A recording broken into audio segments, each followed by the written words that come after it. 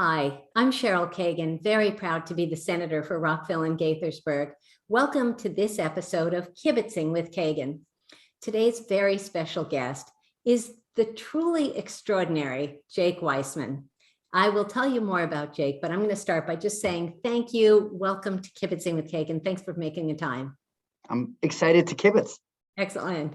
So for those who don't know Jake, and that is your loss, Jake has a tremendous background in politics and policy and served as chief of staff to two different successive Senate presidents in the Maryland Senate, and now is the assistant CAO, chief administrative officer of Montgomery County. So we're going to talk about all that and more. So Jake, why don't you start us off by telling us how you got started in politics and policy? Where did it all begin?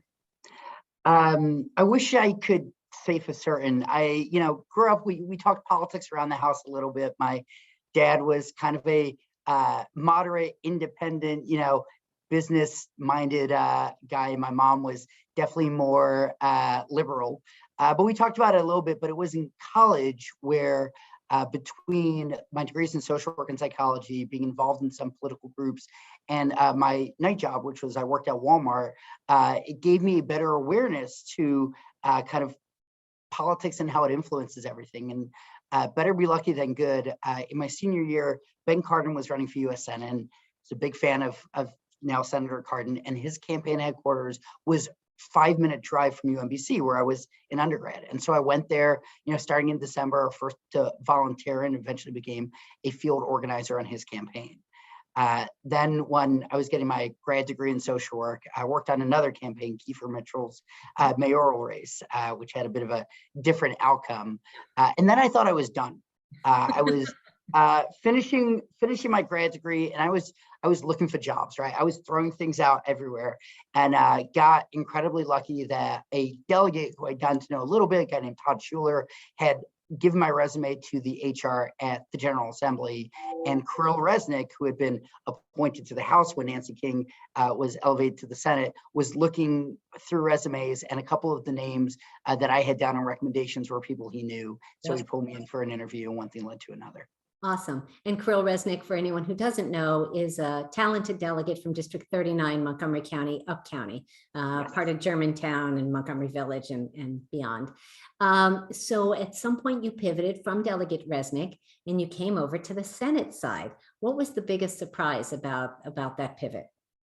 So for the first year or so, the thing that struck me about it, I was on the Montgomery County Hall in the House of Delegates, and the Montgomery County Hall was an incredibly noisy and active place, right? Just nonstop. And you get to the Senate, and the Senate, even during the heart of session, is a lot quieter. Right. And just that alone took some adjustment, right? I mean, I wasn't, doing high-level policy in the House or in the Senate in that regard. So that was something that really stuck out to me at the beginning as just, it was a noticeable, you're in a different place, aside from like the red carpet instead of the blue carpet. Right, there's that. Yeah. So you worked for first as deputy and then under Vicki Gruber and then moving up after Pat Murray, and you had some amazing mentors and folks. Why don't you talk about that and what you learned from them first?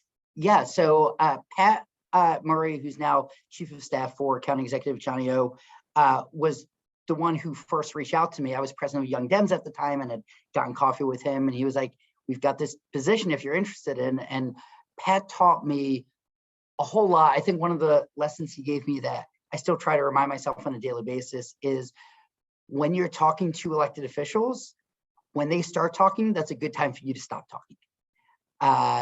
In terms of, just ingrained in me this respect and this reminder that no matter what level you are as staff, like, you're not an elected official. And it's a lesson that's really important to me and something I try to remind me on. It's impossible.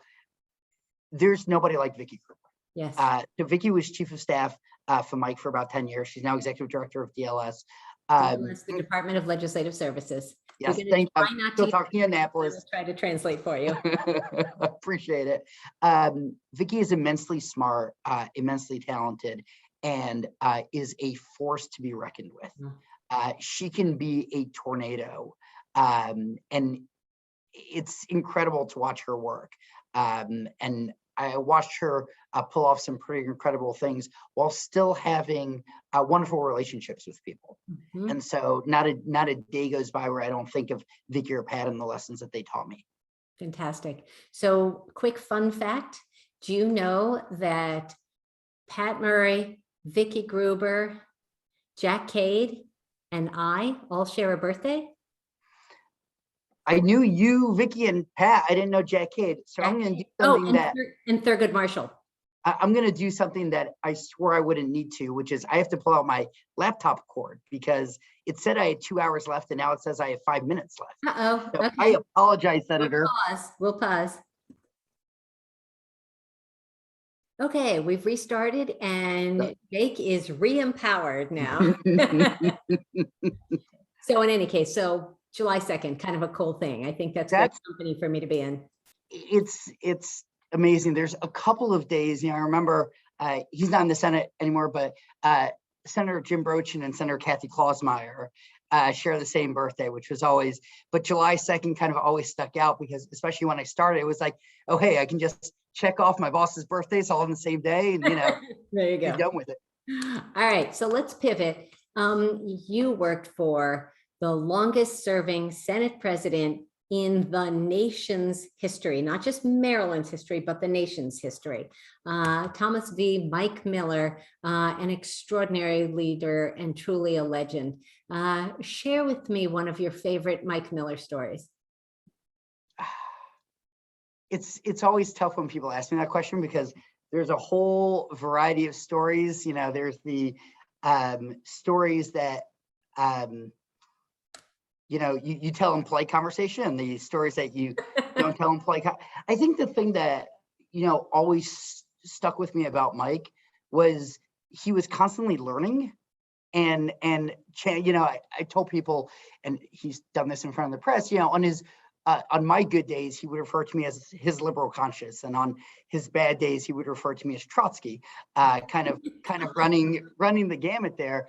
But there was a time in 2016, I think it was. In 2016 was a long session, and to add on to, I was in my final semester of law school, and my older son had just been born, and he was an awful sleeper, so I wasn't sleeping. I was commuting to Baltimore, and he and I were discussing some issue, and instead of just pushing back because he was wrong about it, I was just like, yeah, no, that's a valid point. I was ready to move on, and he stopped me and he said, no, like I hire you to push back against me. Like if I've convinced you, that's one thing, but if you're just here, he said a word I'm not going to repeat, to just get me to move on, don't do that. And I think, you're like this. I watched a lot with Ryan and Abby and with everyone you've had in your office, but there are some elected officials who like to surround themselves with people who make them feel good. He was very good. He liked to surround himself with smart people and with me, and then have them push back against him, right? We would obviously do it respectfully and whatnot, but watching him get in debates with his staff, and didn't matter what level you were, he wanted that feedback, he wanted that pushback, and it's a good reminder. Yeah, what a great story. Thank you. Yeah. I love Mike, but I had a complicated relationship. And but great respect for the late Mike Miller. So then you stayed on through the transition, through the campaign, 4 candidates, 5 candidates, 3 candidates, 2 candidates. Depending on the day. All that. And now, and then to young, dynamic District 46 Senate President Bill Ferguson. Why don't you talk about the transition to President Ferguson? We were incredibly lucky with this transition, right?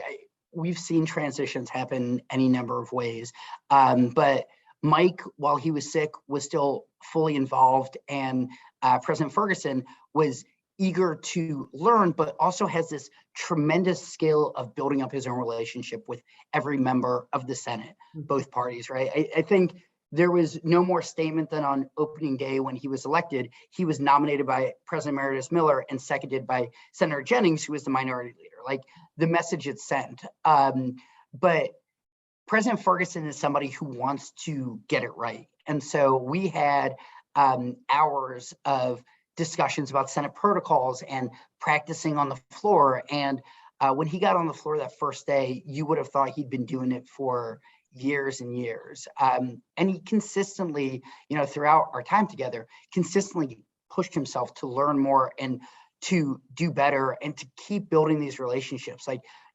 incredible to watch somebody at the end of the time doing this job. And he did it well. I wasn't necessarily with him when Mike was his roughest and toughest, but was with him for a decade. And then watching President Ferguson kind of take over and just build up his own brand in a way that was tremendously different in terms of his style in some ways, and tremendously similar in other ways. But both of them have this love for the Senate and their colleagues. Yes. That was really this amazing thing to be like the spirit. I think members of the Senate talk about the spirit of the Senate. It was incredible to watch, and the Senate is incredibly lucky to have him. Agreed. I'm a huge Bill Ferguson fan, and I'm so grateful that he's our president. Big fan. Tell me your favorite Bill Ferguson story. Oh boy. He saw COVID coming before I think any of the rest of us. We were talking in his office. This is the end of February 2020, right? COVID wasn't really a thing, and his dad was leaving the country, and he was advising his dad. You may remember this. He was advising his dad it was a bad idea, and watching it come, and he just reacted as coolly as possible and in a tremendously collaborative way.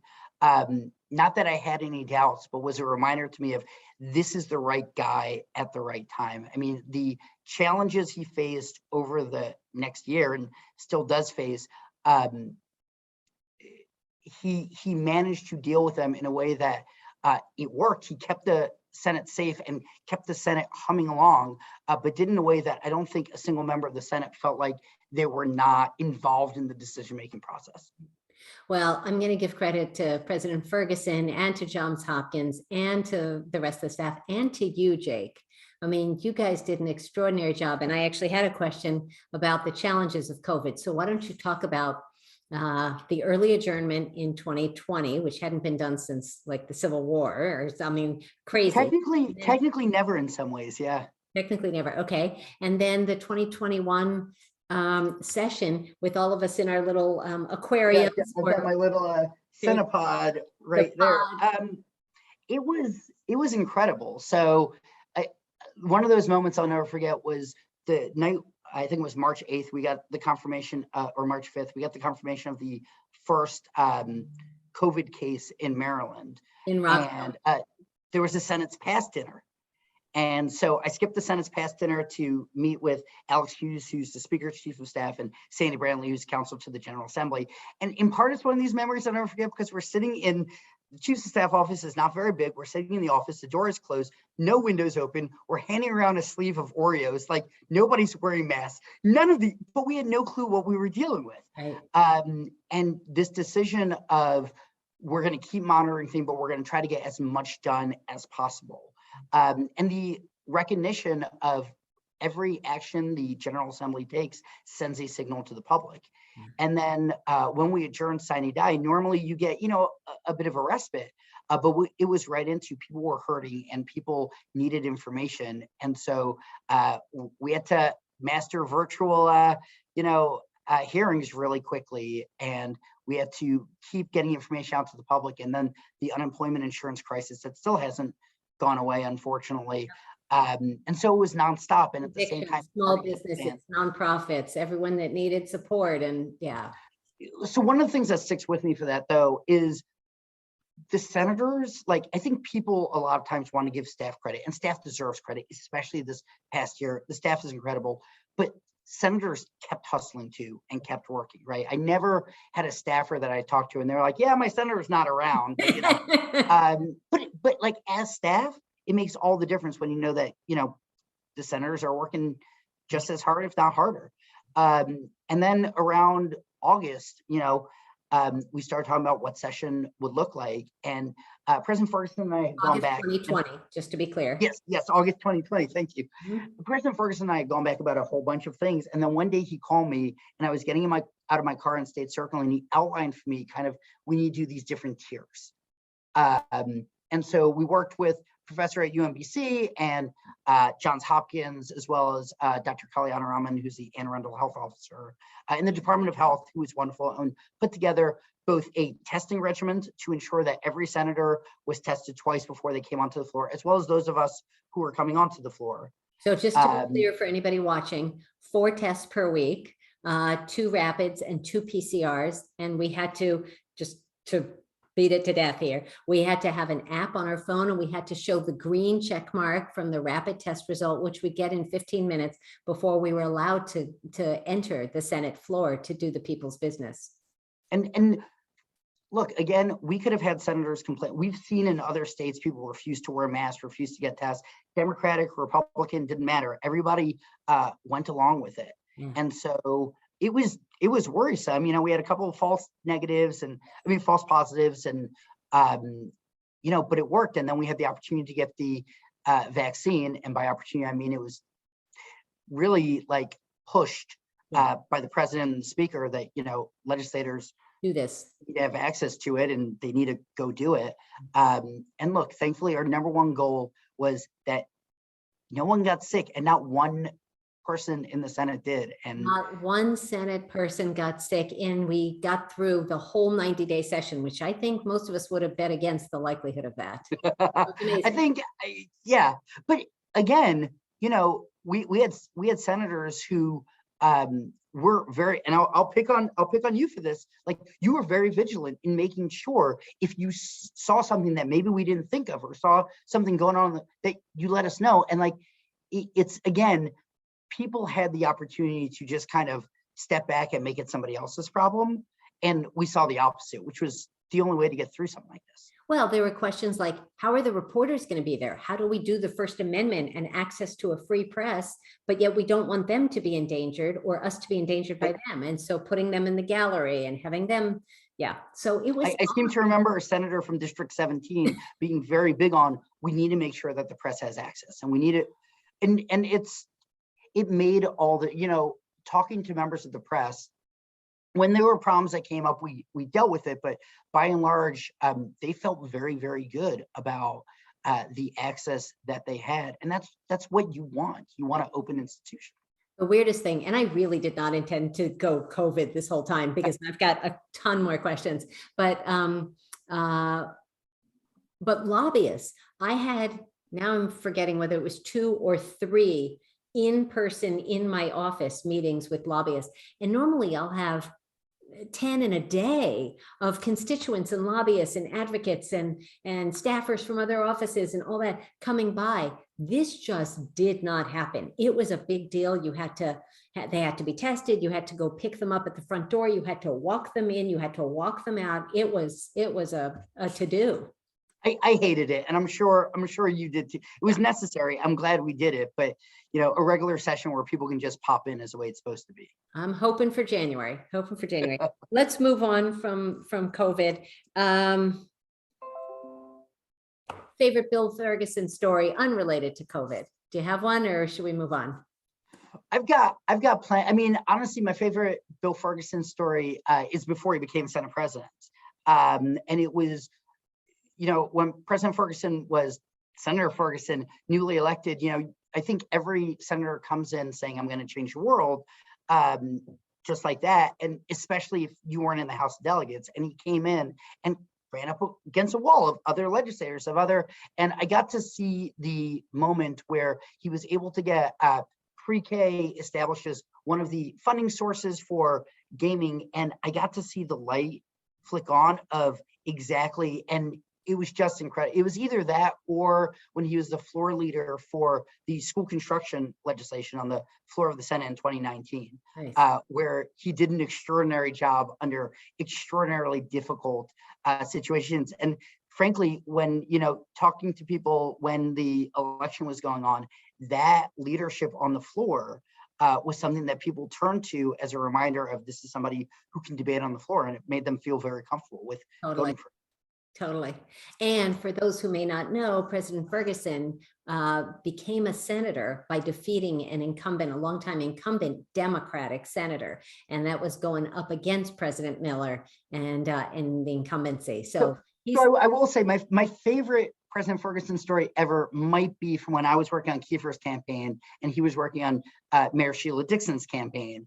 And we saw each other he doesn't remember this, I remember this. We saw each other once at a debate and, turned to my campaign, coworkers being like, who's that guy? Like that guy's not going to be anything. And, who's that 13 kid? years later, I'm working for him. So yeah, right. That's awesome. So I'm not going to ask you whether you experienced it. I want to know how you dealt with anti-Semitism, because your name out there is Yaakov Jake Weissmann. Tell me what you experienced and how you dealt with it in Annapolis, or let's just stick with it in Annapolis. Yeah, I mean, it's something that's unavoidable. My family is Orthodox Jewish, and I'm one of 10. So, plenty of stories growing up where we encounter it here or there. Thankfully, didn't encounter it too much in Annapolis. It was little things here and there. Microaggressions were plentiful. I think one of the things that stood out to me was a Jewish colleague of mine telling a story to me of a lobbyist who made a joke about Jews being rich. And therefore they shouldn't be concerned with something. And honestly, I was chief of staff at the time, and I was in a position where I could call the main partner at that firm and say, that guy's not welcome in this office. Love that. But it's, look, I am Annapolis. And how did they respond? How did that person respond? Denial at first. And then try and say it was a joke. And eventually they apologized to the person that they offended, which is all they were looking for. And, look, we're lucky, Annapolis at the end of the day doesn't have the same levels of anti-Semitism as, other state capitals. And we have more Jewish legislators than a lot of other states. But it's a real thing. It's also, frankly, on both sides of the aisle, it happens. I think, in Democratic politics, there is an increasing conflation between Israel and Judaism in a very dangerous manner. Yeah. It's my friend Eileen Filler-Corn, the Speaker of the House in Virginia, the first woman and the first Jewish speaker, has had not only death threats, but just awful anti-Semitic attacks. And I will just tell you briefly, when you talk about microaggressions, just to get some of my stories in here briefly, I would invite my rabbi down every year. I have a wonderful rabbi, and I took a selfie with him every year. There you go, exactly. And he would come down and give the invocation to the House and then to the Senate.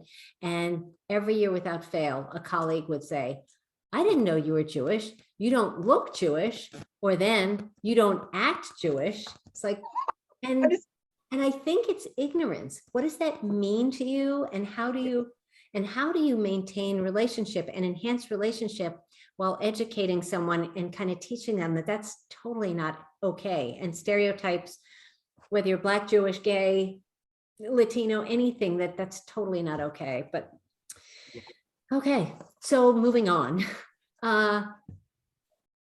Working as a chief of staff for a Senate president, for 2 Senate presidents, you had to be both partisan and bipartisan or nonpartisan. Can you talk to me about whether that created challenges for you? Yes. Part of the reason I was lucky is the Republican members of the Senate, understand, the 2 roles you play. And what I came to realize over time, and it was from watching Vicky and watching Mike and watching our committee chairs, is you can be partisan when it comes to politics. You can be partisan when it comes to policy. Don't be partisan when it comes to everything else. So in terms of if a senator needed help with something, right, give the same amount of attention to Republican senators as Democratic senators. If they needed something in their office, right, a plumbing issue, mattered just as much, whether it was a Democratic senator or Republican senator speaking about it, and being responsive, right? I will readily admit I would have more conversations with our Democratic senators and Republican senators. Sure. But if a Republican senator called me, I'd pick up the phone just as quick. Right. Every member of the Senate was elected by, right now it's roughly 122, 813, people, and like they deserve to be taken care of. And one of the things that Mike tried to instill in us was this is a customer service position. Yeah. And that doesn't matter whether they're Democratic or Republican. And that going back to COVID, but that's what you and President Ferguson were focused on for the COVID testing. It's about excellent customer service, and it did work that way. Yeah, and he, President Ferguson pulled in Senator Jennings and Senator Hershey, who were the leader in the whip. As soon as we found out information, he's like, I want you to hear from me. Republican leaders. The Republicans, yes.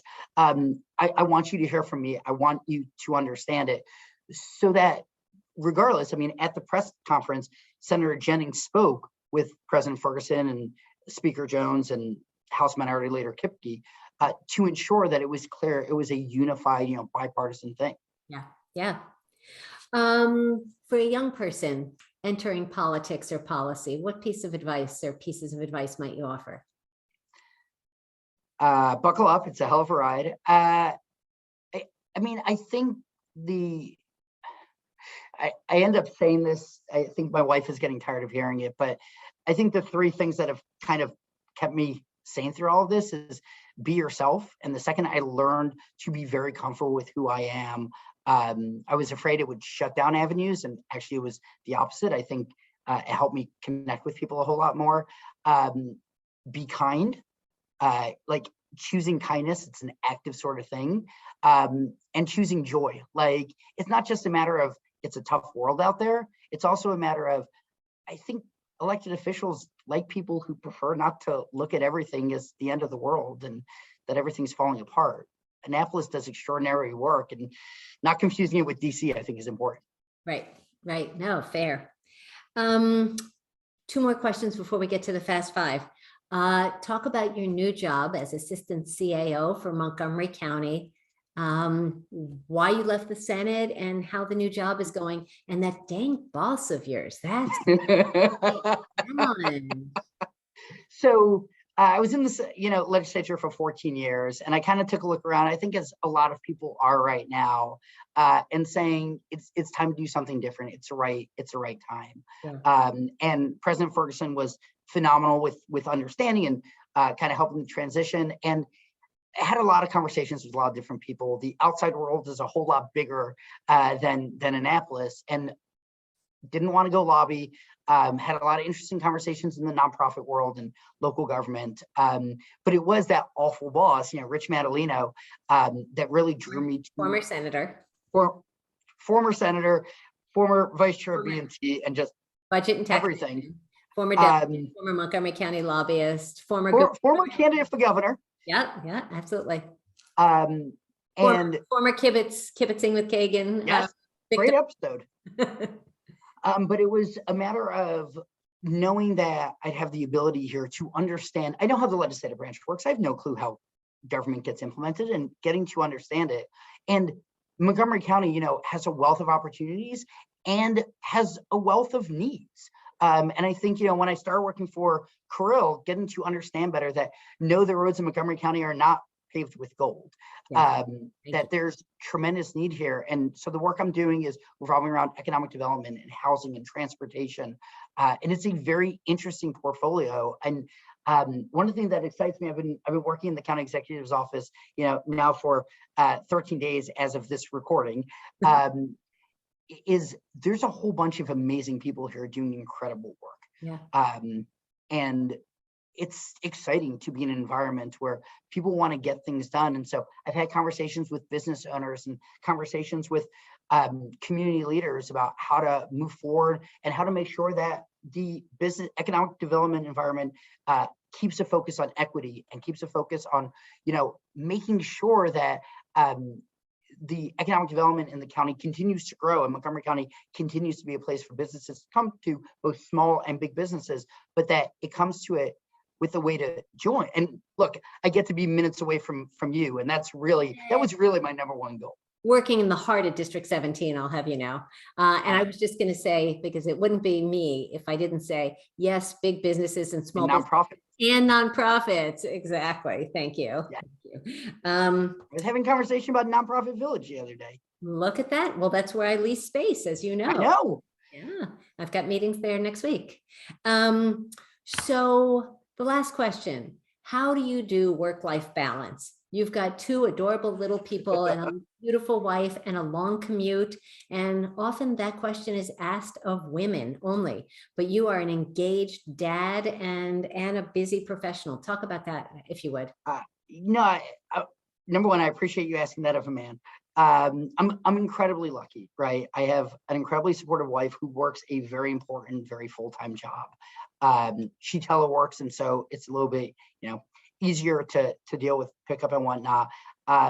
Honestly, most days I drop off my younger one at daycare, drive out here, do phone calls on the drive down from Anne Arundel to Rockville, and then I'm in the office till about 5:36, and then drive back and I get home in time for bedtime. And they're incredibly, I don't do work-life balance incredibly well. I try to make sure during bedtime I'm focused on bedtime. Right. I'm focused on the boys. And then the weekends, this past weekend, Sarah was out of town. And so got to spend a lot of one-on-one time with the boys. And they're 5 and 3, and they're both wonderful and awful as they are at that age. And I've one, like hobby that I'll engage in every once in a while, but otherwise, I'd be lying to say I have the secret. I don't think anybody does.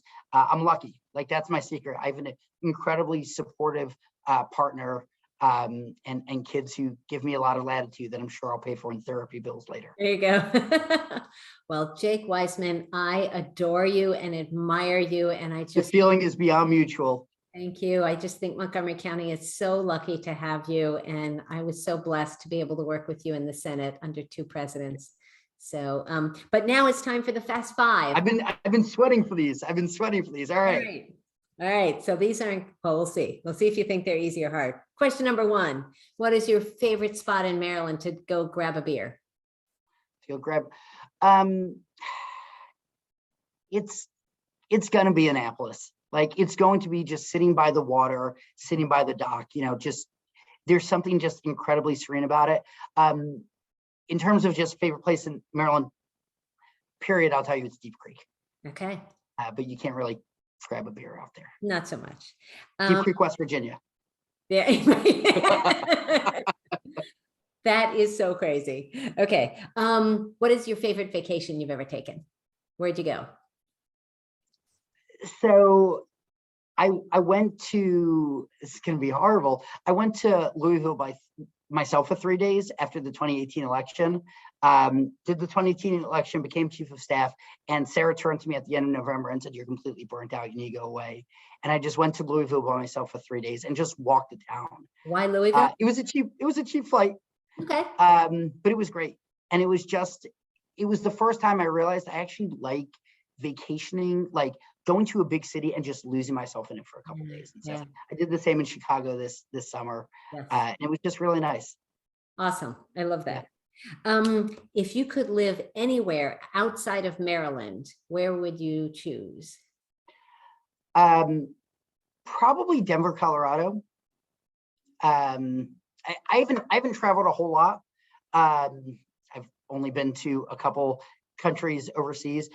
Denver is just a great town. It's got a great transit system. It's got, and it's just a fun place to go with a lot going on. It's got CSG, Council of States Governments, right there. It's got a great science center. Conference of State Legislators. Did you say NCSL? I'm sorry, I meant NCSL when I said CSG. So okay. Thank you. Yeah. But yeah, it's a fun town. Yeah. Cool. Who is your hero or shiro in Maryland politics, living or dead? And obviously, excluding present company. Excluding, let's exclude the Senate, because let's do that. Yes, let's. Oh boy, Maryland politics. Sorry, this one is a tough one. With the current news and everything, Brian Frosh, Like it. So when I was in undergrad, it was '02 to '06, and tuition rates were skyrocketing. I don't know if you remember this. And a small group of us at UMBC, kind of nonpartisan, started lobbying the legislature. And then Senator Frosch had legislation on this and gave us the time of day for reasons I never understood. And, was kind of always, we looked up to him, and then getting to know him as he was a senator and attorney general and seeing he was every bit as good, if not better, than what we were hoping for. It's so often your political heroes let you down, and he kind of did the opposite. I love that. That's a great choice. Okay, Because good. you have now mentioned UMBC twice, so I have to ask you to talk about Freeman Hrabowski, who is one of my heroes in Maryland. Talk briefly about the president. The Dr. Hrabowski image that will always be in my mind is you're sitting on the undergrad campus. This is 20 years ago, so Facebook wasn't even a thing. And he's just running through the campus because he's always in a hurry, but he's saying hi to random students by name. And like the connection that he had with his campus while being this national leader was incredible. And UMBC was incredibly lucky to have him, and the state is incredibly lucky to have him. Amen. Agreed. So the fifth question, Jake Weissman, the one you know is coming. What is your hidden secret superpower? What is something you're really good at that most folks can't do? I thought about this a lot. I think I can find the good in anybody. And it's why I think I've been able to be successful, is because, look, I think everyone in politics wants to do good, and no one's the villain of their own story. And so when you remember that, and remember that everybody wants to do good, and it gives you a very different light of working with them. That's beautiful. I love that. I love that. So I have kept you on this for a very long time, but I have loved every second of it. Jake Weissman, thank you for your extraordinary career so far. And I know it's going to lead to just bigger and huger and more important, wonderful things. So thank you for taking the time to kibitz with me. Thanks for having me on. Thanks for your leadership and friendship. It means a lot. Absolutely. Stay well. I look forward to grabbing a beer in Town Center, Rockville Town Center, very soon. Done. All right. Stay All well. right. Thanks. Bye-bye.